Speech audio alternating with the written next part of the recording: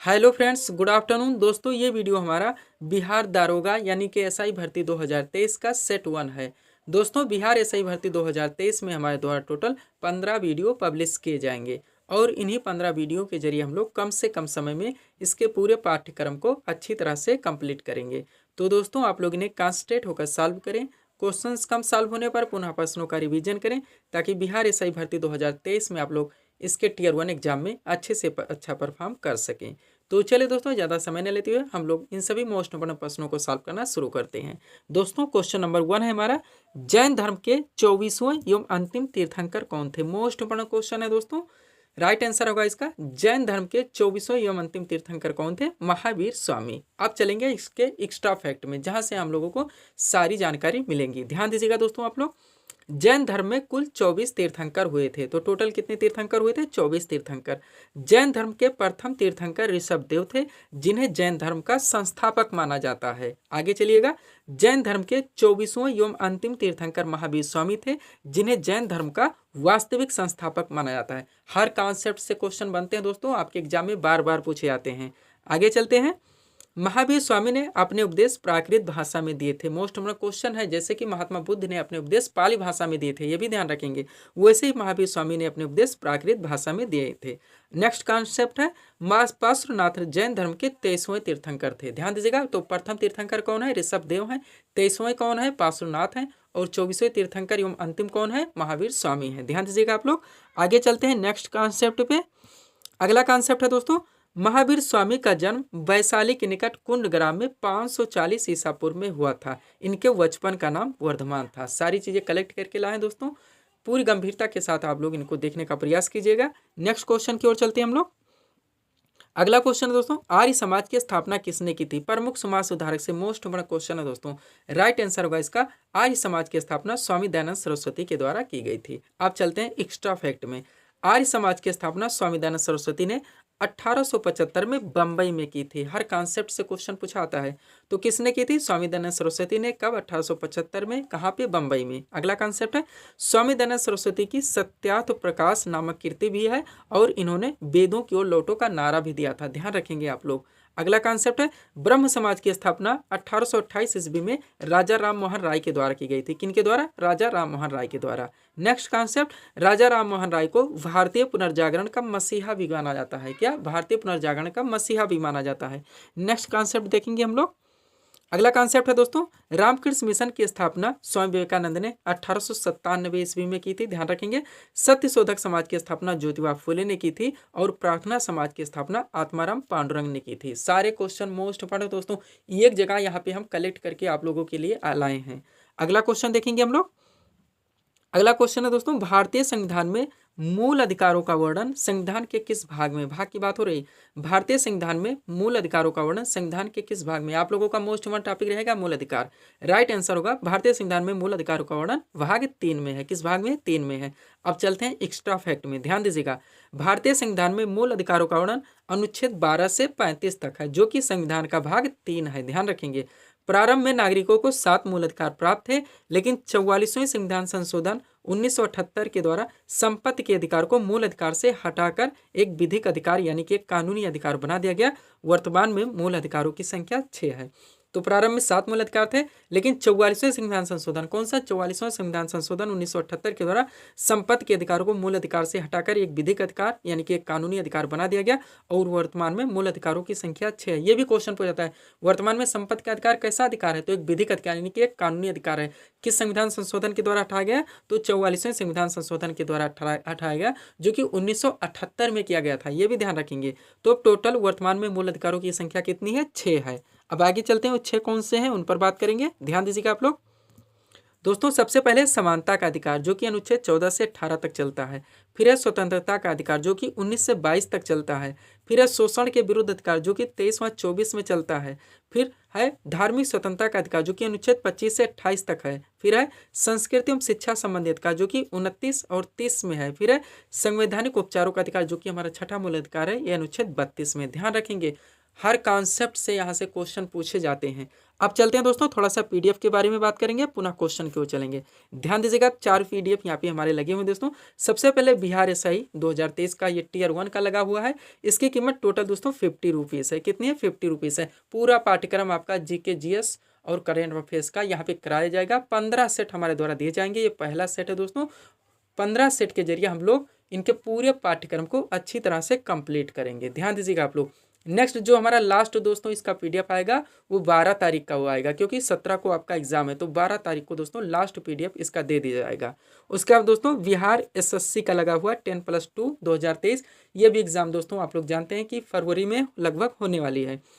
इसमें जो आपका पाठ्यक्रम है दोस्तों जीके जीएस करंट अफेयर्स सामान्य विज्ञान का, वो पूरा यहाँ पे कवर कराया जाएगा। यहाँ पे हम लोगों ने यहाँ पे लिख भी दिया दोस्तों, सामान्य अध्ययन का, सामान्य विज्ञान का और करंट अफेयर्स का, जो लगभग दोस्तों आपके 60 क्वेश्चन को दोस्तों कवर करता है आपके पूरे पाठ्यक्रम को। जो कि हमारा जीके जीएस है, सामान्य विज्ञान को इसमें जोड़ लें तो लगभग दोस्तों 80 से 85 क्वेश्चन को कवर करता है। तो टोटल कितने 150 क्वेश्चंस रहेंगे, जिसमें दोस्तों 80 से 90 या 85 आप लोग मान सकते हैं क्वेश्चन आपका कवर करेगा दोस्तों। यहाँ पे सामान्य अध्ययन और यानी कि सामान्य ज्ञान और सामान्य विज्ञान करंट अफेयर्स, इसको पूरी तरह से दोस्तों क्लियर कराया जाएगा। ये हमारा 25 सेट में दिया जाएगा टोटल दोस्तों। टोटल अपडेट रहेगा आपका करंट अफेयर्स भी, ये भी दोस्तों आपका 50 रुपीज़ में मिलेगा। उसके बाद दोस्तों एसएससी जीडी है। एसएससी जीडी में आप लोग जानते हैं इसके अलावा मैथ भी है और रीजनिंग भी है। रीजनिंग दोस्तों आप लोग जानते हैं कि पीडीएफ में नहीं दिया जा सकता, इसको दोस्तों बराबर हम लोग क्लासेस देते हैं, आप लोग वहाँ से स्टडी करेंगे। प्लस इसमें दोस्तों जितना जीके है, जीएस है और करंट अफेयर्स है, ये पूरा दोस्तों कवर करवाया जाएगा। ये भी 25 सेट में टोटल कवर करवाया जाएगा। ध्यान रखेंगे आप लोग, 50 रुपीज़ इसका भी दोस्तों कीमत है। और लास्ट दोस्तों लगा हुआ है यूपीपीएससी आरओ, जो कि दोस्तों आपका लगभग फरवरी में होने वाली है। इसमें आपके दोस्तों 2 पेपर होते हैं, सामान्य अध्ययन का और यानी जीएस सामान्य अध्ययन, और दोस्तों हिंदी का 2 पेपर होते हैं। पहला 140 क्वेश्चंस का होता है, दूसरा दोस्तों 60 क्वेश्चंस का होता है। ये पूरी तरह से कवर करवाया जाएगा। इसकी कीमत दोस्तों 100 रुपीज़ है। इसमें टोटल दोस्तों हमारे द्वारा 40 सेट दिए जाएंगे, क्योंकि इसका दोस्तों लेवल भी आप लोग जानते हैं कि 4600 से 4800 ग्रेड पे की दोस्तों ये वैकेंसी है। इसमें पीटी आपका मुख्य क्लियर करता है दोस्तों, यानी कि पीटी ही इसका हम लोग मानते हैं दोस्तों कि ज़्यादा से ज़्यादा हमारा डिफिकल्ट होता है। मेंस में दोस्तों पीटी का ही सिलेबस चलता है, थोड़ा सा यहाँ पे दोस्तों हमारे यस से लेखांश ये सारी चीज़ें बढ़ जाती हैं, बाकी यही आपका मेंस भी क्लियर करता है। तो इसमें दोस्तों टोटल 40 सेट दिए जाएंगे, 100 रुपीज़ इसकी कीमत है। इसके दोस्तों सिलेबस को पूरी तरह से कलेक्शन करने में और मटेरियल को बनाने में ज़्यादा से ज़्यादा समय और बहुत अधिकांश मेहनत करनी होगी, इसलिए दोस्तों इसकी कीमत 100 रुपये रखी गई है। तो दोस्तों जिनको लेनी होगी, नीचे हमारा व्हाट्सअप नंबर यहाँ पे लगा हुआ है, आप लोग दोस्तों इन पर मैसेज कर सकते हैं। अब चलते हैं दोस्तों हम लोग नेक्स्ट क्वेश्चन की ओर। अगला क्वेश्चन है दोस्तों, बांधवगढ़ राष्ट्रीय उद्यान, बांधवगढ़ राष्ट्रीय उद्यान किस राज्य में स्थित है? ध्यान दीजिएगा, राइट आंसर होगा मध्य प्रदेश में। किस प्रदेश में स्थित है? मध्य प्रदेश में। मोस्ट इंपॉर्टेंट है। अब यहाँ पे दोस्तों सारे मुख्य जो राष्ट्रीय उद्यान है एक साथ कवर कर लेंगे। काजीरंगा राष्ट्रीय उद्यान आप लोग जानते हैं हाईलाइटेड है, असम राज्य में स्थित है। मानस भी आपका दोस्तों हाईलाइटेड है, ये भी असम में है। ये काजीरंगा से ध्यान रखिएगा दोस्तों, एक सिंह वाले गैंडे के लिए प्रसिद्ध है, कभी कभी क्वेश्चन पलट के भी बना दिया जाता है। उसके बाद है दुधवा राष्ट्रीय उद्यान जो कि उत्तर प्रदेश में स्थित है। जिम कार्बेट राष्ट्रीय उद्यान ये उत्तराखंड में स्थित है। सुंदरवन टाइगर रिजर्व ये पश्चिम बंगाल में स्थित है। गिर राष्ट्रीय उद्यान ये गुजरात राज्य में स्थित है। और इंद्रावती राष्ट्रीय उद्यान ये छत्तीसगढ़ राज्य में स्थित है। ध्यान रखेंगे, यहीं से सारे दोस्तों कलेक्शन हो गए हैं और यहीं से आप लोगों के क्वेश्चन भी बनते हैं और बार बार पूछे जाते हैं, रिपीट भी होते रहते हैं। नेक्स्ट क्वेश्चन देखेंगे हम लोग। अगला क्वेश्चन है दोस्तों, कलिंग पुरस्कार किस क्षेत्र में प्रदान किया जाता है? मोस्ट इंपोर्टेंट क्वेश्चन है, कलिंग पुरस्कार किस क्षेत्र में प्रदान किया जाता है? राइट आंसर होगा विज्ञान के क्षेत्र में। किस क्षेत्र में? विज्ञान के क्षेत्र में दिया जाता है। अब प्रमुख दोस्तों जो अंतर्राष्ट्रीय पुरस्कार हैं इनके क्षेत्र हैं, उनको एक साथ हम लोग कवर करेंगे। देखिएगा आप लोग, ग्रेमी पुरस्कार के क्षेत्र में दिया जाता है संगीत के क्षेत्र में, बुकर पुरस्कार साहित्य के क्षेत्र में, ऑस्कर पुरस्कार फिल्म के क्षेत्र में, पुलित्जर पुरस्कार पत्रकारिता के क्षेत्र में, नोबेल पुरस्कार साहित्य, चिकित्सा, भौतिकी, रसायन, अर्थशास्त्र एवं शांति के क्षेत्र में दिया था। थोड़ा सा ध्यान देंगे यहाँ पर। नोबेल पुरस्कार कुल क्षेत्रों में योगदान के लिए दिया जाता है। नोबेल पुरस्कार कुल 6 क्षेत्रों में योगदान के लिए प्रदान किया था। टोटल कितने क्षेत्रों में? 6 क्षेत्रों में नोबेल पुरस्कार दोस्तों प्रदान किया जाता है। कितने क्षेत्रों में? नोबेल पुरस्कार 6 क्षेत्रों में प्रदान किया जाता है। नेक्स्ट क्वेश्चन देखेंगे हम लोग दोस्तों, अगले क्वेश्चन की ओर चलेंगे। अगला क्वेश्चन है, नीति आयोग की स्थापना कब हुई थी? क्वेश्चन है, नीति आयोग की स्थापना कब हुई थी? राइट आंसर होगा 1 जनवरी 2015 को, 1 जनवरी 2015 को। अब चलेंगे दोस्तों इसके एक्स्ट्रा फैक्ट के बारे में। नीति आयोग की स्थापना 1 जनवरी 2015 को हुई थी। कब हुई थी? 1 जनवरी 2015 को। नीति का फुल फॉर्म भी देखेंगे, national institute for transforming India. आपके सिलेबस में पूरी तरह से मेंशन किया है कि फुल फॉर्म से भी क्वेश्चन पूछेंगे, तो जो भी इंपॉर्टेंट बनते हैं हम लोग पूरी तरह से कवर करने का प्रयास करेंगे। नीति का फुल फॉर्म होता है national institute for transforming India. Hindi में अर्थ की बात करें तो राष्ट्रीय भारत परिवर्तन संस्थान होता है। आगे देखिएगा, नीति आयोग के प्रथम उपाध्यक्ष अरविंद पनघड़िया थे। प्रथम सीईओ अमिताभ कांत हैं। नीति आयोग के वर्तमान उपाध्यक्ष की बात की जाए तो सुमन के बेरी है, और नीति आयोग के वर्तमान सीईओ कौन है? तो श्री बीवीआर सुब्रमण्यम है। सारी चीजें एक साथ कलेक्ट करके लाएं दोस्तों, बस जरूरत है आप लोग इसका पीडीएफ ले लीजिए और अंडरलाइन मार मार के दोस्तों एक बार पढ़ के दोबारा इसका रिविजन कर लीजिए। कम से कम समय में एग्जाम के टाइम में हम आप लोगों को देने जा रहे हैं, पूरी तरह से दोस्तों आपके लिए ये यूजफुल होगा। नेक्स्ट क्वेश्चन देखेंगे हम लोग। अगला क्वेश्चन दोस्तों, फाउंटेन पेन का आविष्कार किसने किया था? प्रमुख खोज और आविष्कार से फाउंटेन पेन का आविष्कार किसने किया था? राइट आंसर होगा लेविस वाटरमैन ने। किसने किया था? लेविस वाटरमैन ने। अब चलेंगे एक साथ सारी कवर करेंगे। डायनेमो का आविष्कार किसने किया था? माइकल फैराडे ने किया था। माइक्रोफोन का आविष्कार ग्राहम बेल ने किया था। पेंसिलिन की खोज दोस्तों अलेक्जेंडर फ्लेमिंग ने की थी। प्रिंटिंग प्रेस की खोज जॉन गुटेनबर्ग ने की थी। बैरोमीटर की खोज दोस्तों इटोरी शैली ने की थी। सारे मोस्ट पॉइंट दोस्तों एक साथ कलेक्ट करके लाए हैं, बस आपको जरूरत है एक बार इसको अंडरलाइन लगा के दोस्तों आप लोग अंडरलाइन मार मार के इसको एक बार पढ़ें, पुनः इनका रिवीजन जरूर करें। कार्बन पेपर का दोस्तों आविष्कारक राल्फ वेसवुड को माना जाता है। टेलीविजन जो यांत्रिक होता है जेएल बेड है। दोनों ध्यान दीजिएगा, टेलीविजन जो यांत्रिक होता है जेएल बेड है, और टेलीविजन जो इलेक्ट्रॉनिक है टेलर फारेंसवर्थ है। इसके दोनों ध्यान दीजिएगा, यहाँ पे कंफ्यूजन क्रिएट करता है क्वेश्चन। अगला देखेंगे दोस्तों, नेक्स्ट हम लोग नायलॉन की खोज दोस्तों यानी कि आविष्कारक कौन है? तो डॉक्टर वालेस कैरायर्स हैं, और ग्लाइडर का आविष्कारक दोस्तों जॉर्ज कैले हैं। सारे ध्यान दीजिएगा, मोस्ट इंपॉर्टेंट ये हैं, यहीं से आपके क्वेश्चन बनते हैं और बार बार रिपीट भी होते रहते हैं। अगला क्वेश्चन देखेंगे हम लोग। क्वेश्चन दोस्तों, पानीपत का प्रथम युद्ध किनके किनके बीच में हुआ था? मोस्ट इंपॉर्टेंट क्वेश्चन है दोस्तों, पानीपत का प्रथम युद्ध किनके किनके बीच में हुआ था? राइट आंसर होगा बाबर और इब्राहिम लोदी के बीच में। बाबर और इब्राहिम लोदी के बीच में। अब एक्स्ट्रा फैक्ट देखिएगा, पानीपत का प्रथम युद्ध 1526 ईस्वी में बाबर और इब्राहिम लोदी के मध्य हुआ था। पानीपत का प्रथम युद्ध 1526 ईस्वी में बाबर और इब्राहिम लोदी के मध्य हुआ था, जिसमें इब्राहिम लोदी की पराजय हुई थी। सेकंड देखिएगा, तीनों पानीपत एक साथ ले आए हैं। पानीपत का द्वितीय युद्ध 1526-56 ईस्वी में अकबर व हेमू के बीच में हुआ था। किनके बीच में? अकबर व हेमू के बीच में। इस युद्ध में अकबर ने हेमू को पराजित किया था। और थर्ड है दोस्तों यानी पानीपत का तीसरा युद्ध 1761 ईस्वी में अहमद शाह अब्दाली और मराठों के बीच में हुआ था। इस युद्ध में अहमद शाह अब्दाली ने मराठों को हराया था। तीनों एक साथ ले आए दोस्तों, कब हुआ था, किनके बीच में हुआ था, विजय किनकी हुई थी और पराजय किनकी हुई थी। एक बार अंडरलाइन मार के इसको पढ़िएगा पीडीएफ करा के। आगे चलते हैं नेक्स्ट क्वेश्चन की ओर। अगला क्वेश्चन है दोस्तों, कुचिपुड़ी किस राज्य का प्रसिद्ध शास्त्रीय नृत्य है? मोस्ट में क्वेश्चन है दोस्तों, सभी एग्जाम आप लोग देखते चले आएंगे, चाहे एमटीएस हो, सीजीएल हो, सीएचएसएल हो। उसके बाद अभी हाल ही में दोस्तों दिल्ली पुलिस कांस्टेबल आप लोग जानते हैं। शास्त्रीय नृत्य, लोक नृत्य, वादक, वाद्य, पंचवर्षीय योजना हो गया, मूल अधिकार, मौलिक कर्तव्य, नदियों से संबंधित क्वेश्चन। ये सारे दोस्तों हर शिफ्ट में 2 से 3 क्वेश्चन पूछे गए। बस कन्फ्यूजन थोड़ा क्रिएट करते थे जो लोग नोट डाउन नहीं करते थे, या तो आप लोग इनका नोट डाउन कीजिए या फिर पीडीएफ लीजिए। क्वेश्चन है कुचिपुड़ी किस राज्य का प्रसिद्ध शास्त्रीय नृत्य है? तो आंध्र प्रदेश का है। क्या है? आंध्र प्रदेश का है, आपका राइट आंसर होगा। अब चलेंगे भारत के 8 शास्त्रीय नृत्य एक साथ कवर करने, ध्यान दीजिएगा आप लोग दोस्तों। शास्त्रीय नृत्य एक तरफ है, संबंधित राज्य एक तरफ है। भरतनाट्यम कहाँ का है? तमिलनाडु का है। कथकली कहाँ का है? केरल का है। मोहिनीअट्टम कहाँ का है? ये भी केरल का है, यानी कि केरल के 2 शास्त्रीय नृत्य ध्यान रखेंगे। कथक कहाँ है? उत्तर भारत या विशेषकर उत्तर प्रदेश का। ओडिसी ओडिशा राज्य का है। मणिपुरी मणिपुर राज्य का है। और सत्रिया कहाँ का है? असम का है। मोस्ट इंपॉर्टेंट है, एक साथ हम लोग कवर कर रहे हैं। अगला क्वेश्चन देखेंगे हम लोग। क्वेश्चन है दोस्तों, विटामिन सी का रासायनिक नाम क्या है? क्वेश्चन पे ध्यान दीजिएगा, जनरल साइंस से क्वेश्चन आ गया है। विटामिन सी का रासायनिक नाम क्या है? राइट आंसर होगा एस्कॉर्बिक एसिड। क्या होता है? एस्कॉर्बिक एसिड होता है। अब चलिए मोस्ट इंपॉर्टेंट एक्स्ट्रा फैक्ट एक साथ क्लियर कीजिए। विटामिन ए का रासायनिक नाम क्या होता है? रेटिनॉल होता है। इससे होने वाले रोग क्या है? इसकी कमी से रतौंधी होती है। विटामिन B1 का रासायनिक नाम क्या है? थायमिन होता है। इससे होने वाले दोस्तों कमी से रोग है वो वेरी है।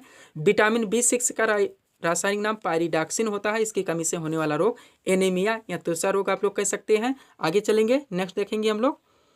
अगला है दोस्तों विटामिन B7। विटामिन B7 का रासायनिक नाम बायोटीन होता है। इसकी कमी से होने वाला रोग लकवा। Vitamin C most important question है, एस्कॉर्बिक एसिड होता है इसका रासायनिक नाम। और इससे होने वाला रोग दोस्तों इसकी कमी से स्कर्वी है। विटामिन डी का रासायनिक नाम कैल्सीफेरॉल है और इसकी कमी से होने वाला रोग रिकेट्स है जो कि बच्चों में होता है। विटामिन ई का रासायनिक नाम टोकोफेरॉल होता है, इसकी कमी से होने वाला रोग जनन शक्ति घटना। और विटामिन के का रासायनिक नाम है फिलोक्विनोन है। क्या? फिलोक्विनोन है और इसकी कमी से दोस्तों रक्त का थक्का नहीं बनता है। सारे क्वेश्चन घुमा घुमा के आपके हर एग्जाम में पूछे जाते हैं। आगे चलेंगे, नेक्स्ट क्वेश्चन देखेंगे हम लोग।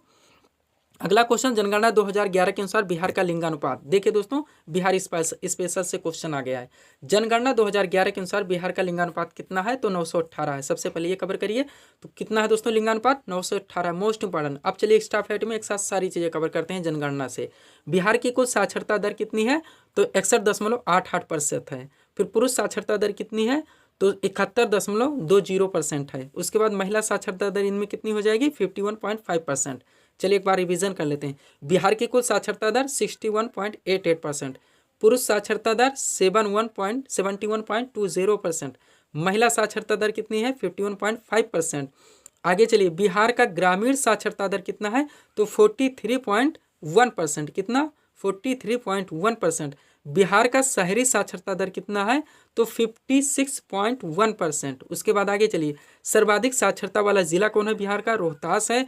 सबसे कम साक्षरता वाला जिला कौन है? तो वो पूर्णिया है। कौन सा? पूर्णिया है। क्वेश्चन यहाँ से बनेंगे दोस्तों, एक भी क्वेश्चन हम लोग मिस नहीं कर सकते, ना गलती कर सकते हैं। अगर गलती करेंगे तो निगेटिव मार्किंग में जाएंगे, अगर दोस्तों मिस करेंगे तो आप लोग जानते हैं 1 नंबर कम होने से हमारी रैंक कितनी नीचे आती है। आगे चलेंगे, अगला पॉइंट है दोस्तों, न्यूनतम महिला साक्षरता वाला जिला कौन सा है? न्यूनतम पुरुष साक्षरता वाला जिला सबसे पहले देखेंगे तो पूर्णिया और कटिहार है। उसके बाद न्यूनतम महिला साक्षरता वाला जिला कौन सा है? वो सहरसा है। बिहार का सर्वाधिक लिंगानुपात वाला जिला कौन सा है? गोपालगंज है। न्यूनतम लिंगानुपात वाला जिला कौन सा है? वो मुंगेर है। बिहार का न्यूनतम शिशु लिंगानुपात वाला जिला वैशाली है। बिहार का अधिकतम शिशु लिंगानुपात वाला जिला किशनगंज है। बिहार का सर्वाधिक नगरीय जनसंख्या वाला जिला पटना है। और बिहार का न्यूनतम नगरीय जनसंख्या वाला जिला कौन सा है? तो शिवहर है। सारी चीजें एक साथ आ गई हैं दोस्तों।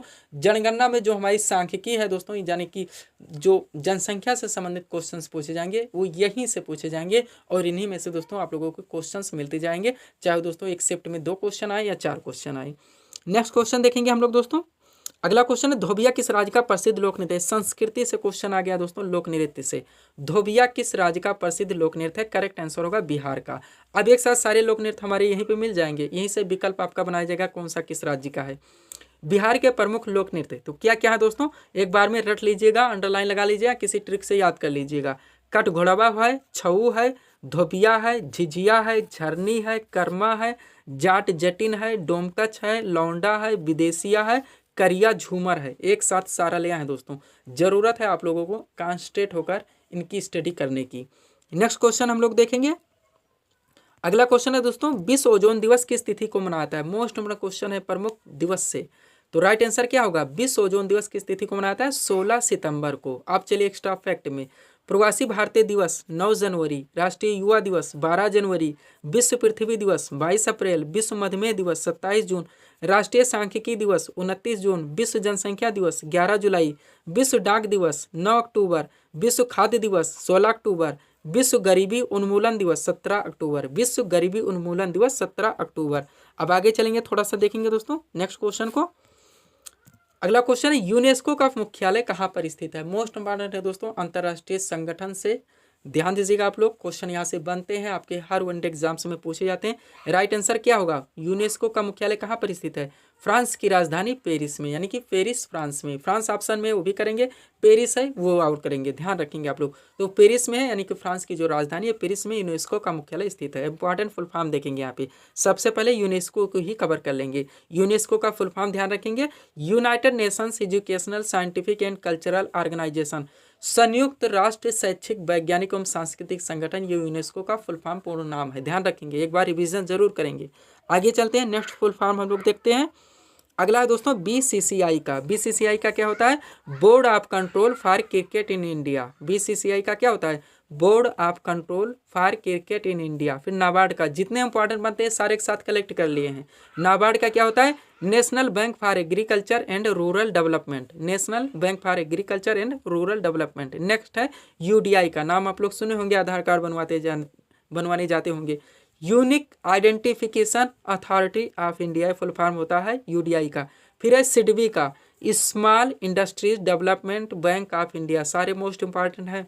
सिडबी का क्या होता है, सिडबी से क्वेश्चन भी हम पढ़ाएंगे आप लोगों को। सिडबी से का फुल फॉर्म क्या है, small industry development bank of India. ISRO आप लोग जानते हैं दोस्तों, भारतीय अंतरिक्ष अनुसंधान संगठन, अब अंतरिक्ष एजेंसी का नाम है ये। इंडियन स्पेस रिसर्च ऑर्गेनाइजेशन यानी भारतीय अंतरिक्ष अनुसंधान संगठन, इसी के द्वारा चंद्रयान 3 आप लोग जानते हैं 14 जुलाई 2023 को 2:35 पर सतीश धवन अंतरिक्ष केंद्र श्रीहरिकोटा आंध्र प्रदेश से लॉन्च किया गया था, जो कि 23 अगस्त 2023 को चंद्रमा के दक्षिण ध्रुव पर सफलतापूर्वक लैंड हुआ। जिस स्थान पर लैंड हुआ उसका भी नाम रखा गया है, ध्यान रखेंगे। शिव शक्ति बिंदु किस रॉकेट से लॉन्च किया गया था, LBM-3M4 से लॉन्च किया गया था, ये भी ध्यान रखेंगे। इसरो का मुख्यालय कहाँ पे है, तो बेंगलुरु में है, ये भी ध्यान रखेंगे। इसके बाद में एक सौर मिशन भी लॉन्च किया गया, आदित्य L1। सारी चीजें हम आपके लिए लेके आएंगे। अगला क्वेश्चन दोस्तों, ओपेक का फुल फॉर्म बताना है। ओपेक का आप लोग जानते हैं तेल निर्यातक देशों का एक संगठन है, Organization for Petroleum Exporting Countries, ये इसका फुल फॉर्म होता है। सेबी का क्या होता है, मोस्ट इंपॉर्टेंट है, ये भी हम लोग कवर करेंगे। Security exchange board of India, ये सेबी का फुल फॉर्म होता है। NHRC आप लोग जानते हैं, राष्ट्रीय मानवाधिकार आयोग। नेशनल ह्यूमन राइट कमीशन, ये होता है दोस्तों NHRC का। नाटो का क्या होता है, सारे से क्वेश्चन भी बनेंगे। NATO North Atlantic Treaty Organization, उत्तरी अटलांटिक संधि संगठन। ICR आप लोग जानते होंगे, Indian Council for Agriculture Research होता है, भारतीय कृषि अनुसंधान संगठन या संस्थान, ये ICR है दोस्तों। सारे आप लोग कवर करेंगे, मोस्ट इंपॉर्टेंट है, आपके एग्जाम में जरूर देखने को मिलेंगे। जो छूटते हैं नेक्स्ट सेट में हमारे आएंगे। अगला क्वेश्चन हम लोग देखेंगे।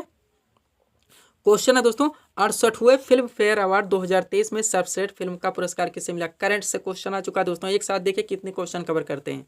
68वें फिल्म फेयर अवार्ड 2023 में सर्वश्रेष्ठ फिल्म का पुरस्कार किसे मिला, तो गंगूबाई काठियावाड़ी को मिला है, ध्यान रखेंगे। अब चलिए मोस्ट इंपॉर्टेंट स्टॉप फैक्ट को एक साथ कवर करते हैं। हाल ही में किसने रोमन मैग्सेसे पुरस्कार 2023 जीता है, तो रवि कन्नन है। अब क्वेश्चन बनाने की जरूरत नहीं, वन लाइनर में ही सारा कवर कर लीजिए। फेमिना मिस इंडिया 2023 का खिताब किसने जीता, नंदिनी गुप्ता ने जीता है। आगे चलेंगे, नेक्स्ट क्वेश्चन देखेंगे। 2023 पूरा करंट अफेयर्स हम लोग कवर करेंगे दोस्तों 2-3 सेट में। अगला है मिसेज यूनिवर्स इंडिया 2023 का ताज किसे मिला, तो माधुरी पटेल को मिला है। नेक्स्ट, मिस अर्थ इंडिया 2023 का खिताब किसने जीता, प्रियन सेन ने जीता है। अगला, हाल ही में जारी वैश्विक शांति सूचकांक इंडेक्स से क्वेश्चन आ गया है। हाल ही में जारी वैश्विक शांति सूचकांक 2023 में भारत का स्थान 126वां स्थान। नेक्स्ट, हाल ही में जारी वर्ल्ड हैप्पीनेस इंडेक्स 2023 में भारत का स्थान, तो दोनों में 126वां रहा है। किसमें, वैश्विक शांति सूचकांक और वर्ल्ड हैप्पीनेस इंडेक्स 2023 में दोनों में भारत का स्थान 126वां रहा है। अगला, फ्रेंच ओपन टेनिस टूर्नामेंट 2023 में पुरुष वर्ग का खिताब तो नोवाक जोकोविच ने जीता। किसने, नोवाक जोकोविच ने। अगला है ऑस्ट्रेलिया ओपन 2023 में पुरुष वर्ग का खिताब, तो ये भी नोवाक जोकोविच ने ही जीता है, दोनों ध्यान रखेंगे। फ्रेंच ओपन टेनिस टूर्नामेंट 2023 और ऑस्ट्रेलिया ओपन 2023। फिर है विंबलडन ओपन 2023 में पुरुष वर्ग का खिताब, तो कार्लोस अल्कारेज ने जीता है। किसने, कार्लोस अल्कारेज ने। आगे चलेंगे हम लोग। अगला देखिएगा दोस्तों, करंट से सारी चीजें ले आए हैं, बहुत सारी चीजें, 20-25 क्वेश्चन एक साथ। अगला है वर्ल्ड प्रेस फ्रीडम इंडेक्स 2023 में भारत का स्थान, तो 161वां स्थान है। कौन सा, 161वां स्थान है। नेक्स्ट, 42वां एशियन, ये भी आप लोग पढ़ेंगे दोस्तों, association for south east for Asian Nations, ये इसका फुल फॉर्म होता है दोस्तों। जो दक्षिणी एशिया क्षेत्रीय सहयोग संगठन है, वैसे ही भी एशियन। शिखर सम्मेलन कहाँ आयोजित हुआ, इसको हम लोग पूरी तरह से पढ़ेंगे, इंडोनेशिया में है। कहाँ पे, इंडोनेशिया में है। नेक्स्ट, यानी कि 42वां एशियन शिखर सम्मेलन कहाँ पर आयोजित हुआ, तो ये इंडोनेशिया में हुआ। अंतर्राष्ट्रीय बुकर पुरस्कार 2023 से किसे सम्मानित किया गया, तो जॉर्जी गोस्पो दिनों को किया गया। किसे, जॉर्जी गोस्पो दिनों को किया गया अंतर्राष्ट्रीय बुकर पुरस्कार 2023 से। मोस्ट इंपॉर्टेंट है सारे। नेक्स्ट, ब्रिक्स आप लोग जानते होंगे, अगस्त 2023 जोहान्सबर्ग दक्षिण अफ्रीका में किया गया। ब्रिक्स के काफी फुल फॉर्म ध्यान रखेंगे, यानी इसमें 5 कंट्रीज थे, इसका नाम ब्रिक्स था। BRICS, ब्राजील, रूस, इंडिया, चाइना और साउथ अफ्रीका। शिखर सम्मेलन 2023 कहाँ आयोजित हुआ, तो जोहान्सबर्ग दक्षिण अफ्रीका में किया गया है। आगे चलेंगे, नेक्स्ट फैक्ट देखेंगे हम लोग। अगला है दोस्तों, ब्रिक्स शिखर सम्मेलन 2024 का आयोजन कहाँ होगा, तो रूस में होगा। कहाँ पे, रूस में होगा, ध्यान रखेंगे। नेक्स्ट है G20 शिखर सम्मेलन 2023 की अध्यक्षता किस देश ने की, तो भारत के द्वारा की गई। आप लोग जानते हैं कि 19 से 20 सितंबर प्रगति मैदान नई दिल्ली में इसका आयोजन किया गया था। इसकी थीम क्या थी, वसुधैव कुटुंबकम थी। लोगो क्या था, खिलता हुआ कमल था। सारी चीजें हम लोग करेंगे। अगला क्वेश्चन है G20 शिखर सम्मेलन 2024 कहाँ आयोजित होगा, तो ब्राजील में किया जाएगा। कहाँ पे, ब्राजील में। नेक्स्ट क्वेश्चन, IIFA 2023 यानी ऑस्कर पुरस्कार 2023 में सर्वश्रेष्ठ फिल्म का अवार्ड किसे मिला, तो दृश्यम 2 को मिला है। किसे, दृश्यम 2 को मिला, ध्यान रखेंगे। नेक्स्ट क्वेश्चन यानी कि नेक्स्ट कॉन्सेप्ट हम लोग देखेंगे। कॉन्सेप्ट है दोस्तों 68वें, जो हमारा क्वेश्चन था 68वें फिल्म फेयर अवार्ड 2023 में सर्वश्रेष्ठ फिल्म गंगूबाई काठियावाड़ी। अगला क्वेश्चन, रणजी ट्रॉफी 2023 की विजेता टीम तो सौराष्ट्र है, रणजी ट्रॉफी 2023 की उपविजेता टीम तो बंगाल है, ध्यान रखेंगे। आगे चलते हम लोग। अगला पॉइंट है दोस्तों, हाल ही में जारी स्वच्छ वायु सर्वेक्षण 2023 में शीर्ष स्थान पर कौन सा शहर रहा? तो इंदौर मध्य प्रदेश में जो कि है इंदौर शहर को घोषित किया। कंटिन्यू बना हुआ बहुत सारी चीज़ों में दोस्तों, आप लोग जानते हैं स्वच्छता में। अगला पॉइंट है, फुटबॉल टूर्नामेंट संतोष ट्रॉफी 2023 की विजेता टीम तो कर्नाटक है, और फुटबॉल टूर्नामेंट संतोष ट्रॉफी 2023 की विजेता टीम कौन सी है? तो मेघालय है। मोस्ट इम्पोर्टेंट फैक्ट है सारे दोस्तों, आप लोग कवर करने का पूरी तरह से प्रयास कीजिएगा। मैं तो कहता हूँ इसका दोस्तों एक बार PDF आप लोग ले लियो, आपके दोस्तों बेनिफिट के लिए कह रहा हूँ, PDF ले लीजिए, अंडरलाइन मार के 2 बार आप लोग इसको देख लीजिए बिल्कुल। इसीलिए हम इसको एग्जाम के समय में लेके आए। 12 तारीख को आपका नेक्स्ट PDF आएगा, टोटल 15 सेट के जरिए हम लोग इनके सिलेबस को पूरी तरह से क्लियर करेंगे, कंप्लीट करके छोड़ेंगे। अगला क्वेश्चन देखेंगे हम लोग दोस्तों, जो कि हमारी इस सीरीज का लास्ट क्वेश्चन होगा। क्वेश्चन है, जाकिर हुसैन का संबंध किस वाद्यन से? मोस्ट हमारे एक कन्फ्यूजन क्रिएट करते हैं, कभी सितार में चलाता है कोई क्वेश्चन, कभी तबला में चलाता है, कभी सरोद में चलाता है, कभी बांसुरी में, कभी वीणा में। कन्फ्यूजन इसमें हर एग्जाम में मैं देखता हूँ दोस्तों, कन्फ्यूजन बना आता है। ज़्यादा से ज़्यादा दोस्तों आप लोग पढ़ डालते हैं एक साथ में, न याद रहता है कौन किस में था कौन किस में था। इसलिए ऐसे क्वेश्चन आप लोग ट्रिक मार के पढ़ें, अंडरलाइन जरूर करें। क्वेश्चन है, जाकिर हुसैन का संबंध किस वाद्यन से है? तो ये तबला वादक है। क्या है? तबला वादक है। अब ध्यान दीजिएगा, सितार वादक कौन कौन है? तो पंडित रविशंकर, निखिल बनर्जी और विलायन खां। जितने मोस्ट इंपॉर्टेंट है सब एक साथ ले आए। सितार वादक कौन कौन है? पंडित रविशंकर, निखिल बनर्जी और विलायन खां। तबला वादक कौन कौन है? जाकिर हुसैन है, अल्लाह रखा है और गुदई महाराज हैं। ध्यान दीजिएगा। बांसुरी वादक कौन है? तो हरिप्रसाद चौरसिया है, पन्नालाल घोष है और रोनू मजूमदार हैं। ये 3 दोस्तों बांसुरी वादक हैं, एक साथ सारे लाए हैं। आगे चलेंगे हम लोग। अगला पॉइंट है दोस्तों, बांसुरी वादक हमारा हो गया। सरोद वादक कौन है? तो अमजद अली खान है, अलाउद्दीन खान है और अली अकबर खान है। ये तीनों सरोद वादक हैं। शहनाई वादक मोस्ट इंपॉर्टेंट दोस्तों, बार बार पूछा था वनडे एग्जाम में, उस्ताद बिस्मिल्लाह खान, ये शहनाई वादक हैं। और संतूर वादक में एक ही नाम आता है दोस्तों, जो कि आपके एग्जाम में बार बार पूछा जाता है, वो कौन है? शिव कुमार शर्मा है। तो ये थे दोस्तों सेट 1 के टॉप MCQs के प्रश्न, जिनको यहाँ पे हम लोगों ने सॉल्व किए हैं। उम्मीद है दोस्तों आप सभी लोगों ने सॉल्व किए होंगे और देखे होंगे कि यहाँ से आपके कितने प्रश्न सही हो रहे हैं। तो दोस्तों इसी तरह के वीडियोस के लिए आप हमारे स्टडी चैनल शिव कृपा क्लासेस से जुड़े चैनल को सब्सक्राइब करें, ताकि हमारे द्वारा दिए जा सकने वाले सभी वीडियोस आप क्रम से सबसे पहले देख सकें। तो मिलते हैं दोस्तों नेक्स्ट वीडियोस में। Thanks for watching.